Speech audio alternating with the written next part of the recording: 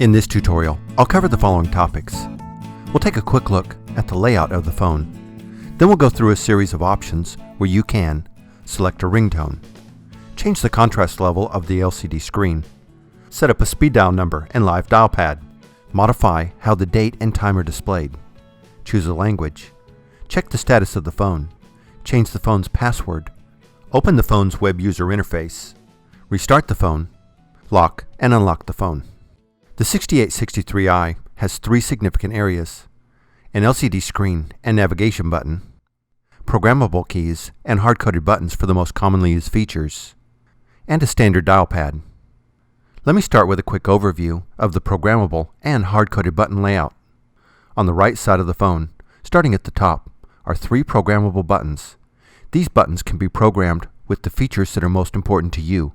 For convenience, they come pre-programmed with Callers List, which is used to access a history of incoming calls, Redial, which stores the last 100 numbers you have dialed, and Transfer. On the left side is the Options button, which opens a series of menus where you can customize and display information about your phone. Next is the Goodbye button. The Goodbye button is used to hang up on a call or exit out of a variety of menus. The Hold button. There are two hard-coded line keys with LEDs, and on the bottom of the phone is the Mute, volume control keys, and the hands-free button. Now let's take a look at the options list. This is where you can access services and options to customize your phone. I'll press the Options button to open the options list. I will use the navigation key to navigate, display, and modify the items in the options list. The on-screen instructions will tell me what to press to set, save, or cancel the option I have selected. I can use the up and down arrow keys to cycle through the options. I'll press the right arrow or center navigation button to go forward and enter that menu. And I'll press the left arrow to go back one menu, or in some menus to cancel my choice. At any time, you can press the Goodbye button to quit, exit out, and return to the main screen. When we first open the options list, the on-screen instructions tell us to use the up and down arrows to scroll through the options. The first option is Call Forward.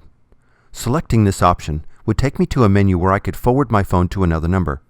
I'll configure and set up Call Forward in a separate tutorial. Press the down arrow to move on to the next option, Preferences. The Preferences option has the majority of sub-options.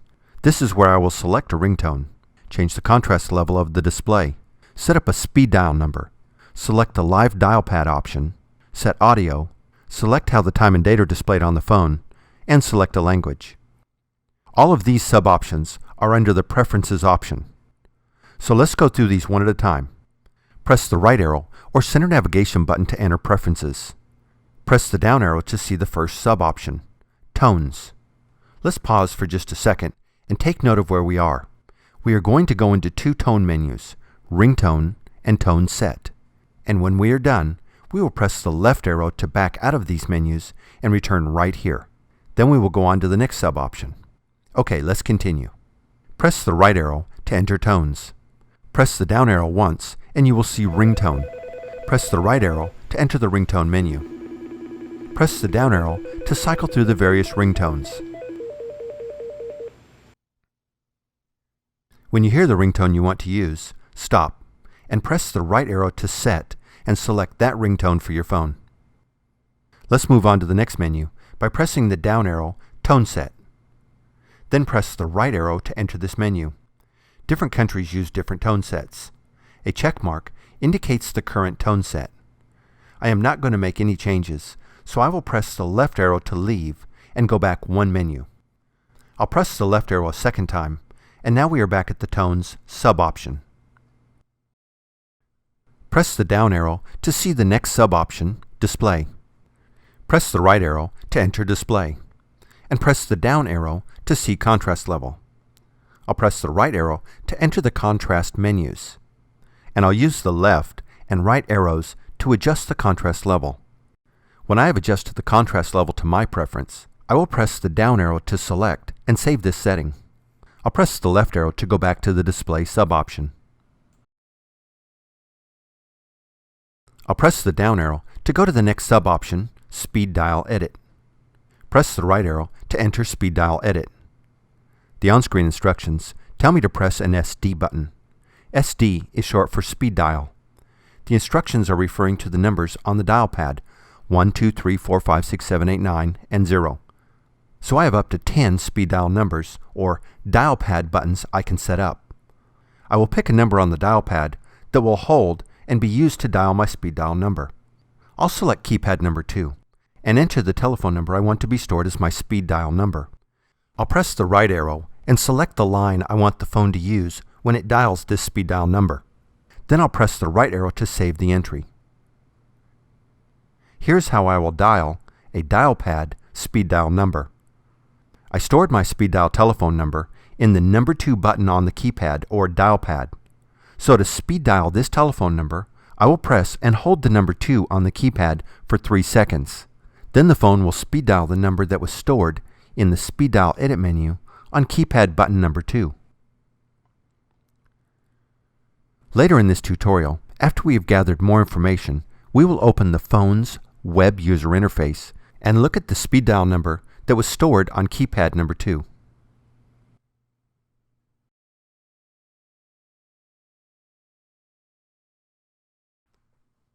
So let's return to the options list and continue. Press the options list button, arrow down to preferences, and press the right arrow to enter preferences. Arrow down to live dial pad and press the right arrow to enter the live dial pad menu. Here, I can turn live dial pad on or off.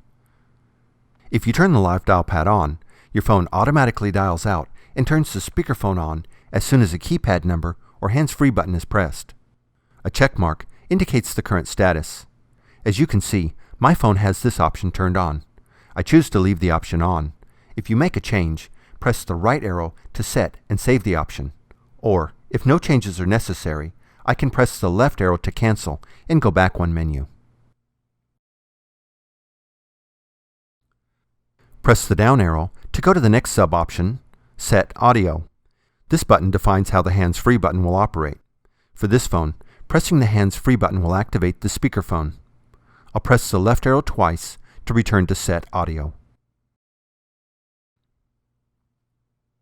Press the down arrow to go to the next sub-option, Time and Date. I'll press the right arrow and then press the down arrow to cycle through the different choices. There are a variety of menus to set up the time and date format. However, your telephone system should automatically take care of this for you, and no modifications in this menu should be necessary. I'll press the left arrow to go back one menu. Press the down arrow to go to the next sub-option, Language. Press the right arrow to enter the language menu. Press the down arrow to see the screen language menu, and the right arrow to enter that menu, or the down arrow to move on to the next menu, Input Language. The 6800i series has multilingual support, and additional language packs are available.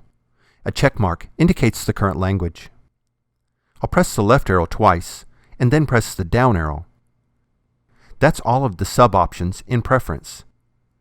The Preferences option is where the majority of customization is made, but there are still a few options to go through. Press the left arrow to go back to the Preferences option. Press the down arrow to display the next option, Status. I'll press the right arrow and then the down arrow to see my first choice, IP and MAC addresses. I'll press the right arrow to display the IP address my phone is using. Let's make a note of the IP address and add it to the information we are collecting that we will use when we open the phone's web user interface. Press the down arrow to see the MAC address. Press the left arrow to go back one menu.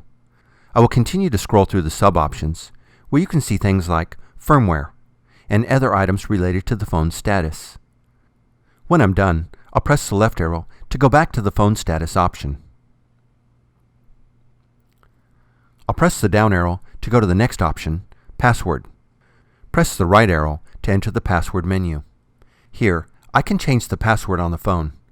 The password characters must be numeric, and the default password is blank or no password.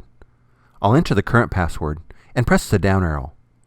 I'll enter the new password and press the down arrow. and I'll enter the new password a second time to confirm it and press the down arrow. If successful, I will see the message, "Password changed." Let's make a note of the password. That gives me the 3 pieces of information I have been wanting before I demonstrate the phone's web user interface. I must have the IP address of the phone. I got that from the phone status option. I must have the phone's password. I got that in the password option. And I wanted some information to look at, such as the speed dial number. I entered that in the Preferences Speed Dial Edit sub-option. To view the phone's web user interface, open a browser and enter the IP address in the URL field. For my phone, that was 10.70.109.175. Log in with the username, user, and the phone's password. On the left, click on Keypad Speed Dial. Notice the entry on Keypad number 2. It's the speed dial number I stored in the Speed Dial Edit sub-option. Here, I can edit the entry, add a new entry, or delete the entry. If you make any changes, be sure to click on the Save Settings button. There are other settings, but for this tutorial, I only wanted to show you how to log into the web user interface and how to check or modify your speed dial numbers. So let's return to the options list. Press the Options List button. Press the down arrow until you see Admin Menu. This is only for administrators and requires an administrator password. I will arrow down to the next option, Restart Phone, and press the right arrow to enter that option. You'll be prompted to confirm that you want to restart your phone. Pressing the left arrow will cancel and take you back one menu. Pressing the pound key will reboot the phone. I will press the left arrow to cancel and go back one menu. I'll press the down arrow to go to the next option, Phone Lock. A user or system administrator can lock a phone to prevent it from making outgoing calls. It's a security measure to keep others from using the phone or from changing how the phone is configured. You'll want to change and use a password other than the factory default if you plan to lock or unlock your phone. To lock the phone, I'll press the right arrow and then press the right arrow again to select Yes and confirm I want to lock my phone. Notice the ringer/message waiting indicator is lit, and the LCD screen displays the message, "Phone is locked." To unlock the phone, press the Options List button and enter the phone's password. Then press the right arrow to enter and unlock the phone. That was the last option in the options list. And that completes this tutorial on the 6863i Personalize, Setup, Customize.